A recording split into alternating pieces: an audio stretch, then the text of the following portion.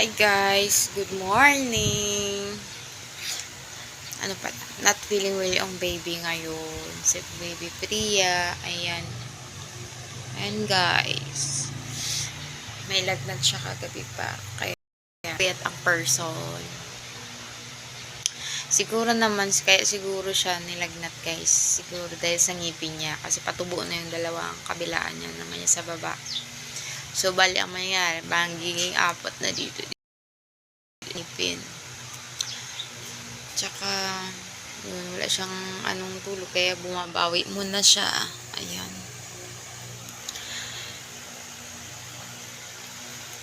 Buti naman kasi ito siya. Kapag may sakit, hindi siya yung batang nag-iiyak palagi. Yung nagwawala na. Ganyan lang siya. Ano lang siya. Hindi masyado siyang nag-iiyak. Maligalig pa rin. Tapos, ayan, katawa-tawa pa rin. Pero napainom ko na siya ng gamot, guys. Ng tempra. And, linggo nga ngayon, ang gagawin ko is gagawa ng project. Anak ko na, ano ba yun? Stand file box. Gagawa na ako, guys. Kasi mahal nga sa mabibili. So, sayang naman. So, pumili lang ng cartolina, glue, stick glue, yung kandila. So, gagawin ko na lang ng gumawa na lang ako ng stand file kasi bibili. Sayang din yung 200 plus. So, DIY na lang tayo muna kasi nga walang budget. Pasok ka na nga bukas pala. Hala, grabe ito. Bilis ng araw. Pasok na naman yung panganay ko, yung estudyante natin. So,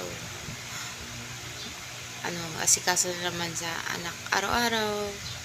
Hatid, sundo sa school. Nahatid ko siya guys kasi nga para safe at saka yung maligalig kasi siya, hindi siya pwedeng magbaon ng tanghali kasi yung maligalig niya, patakbo-takbo yan.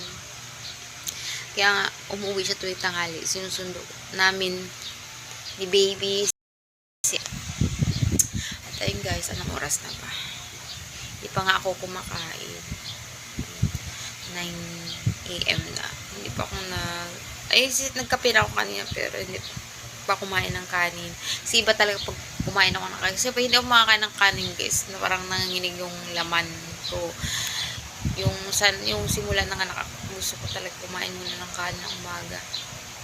Kasi parang nanginginig ko. Alam mo, pag gutom na ako guys, talagang nanginginig ako na sobrang gutom. Lalo na pag nagutuman na talaga ako. Parang iba yung pakiramdam ko. Hindi ako pwedeng hindi kakain ng kanin talaga. Ay, laban inahan. Yan na muna guys. Thank you for watching guys sa mga videos ko. And yun lang. Sa sunod ulit. Bye!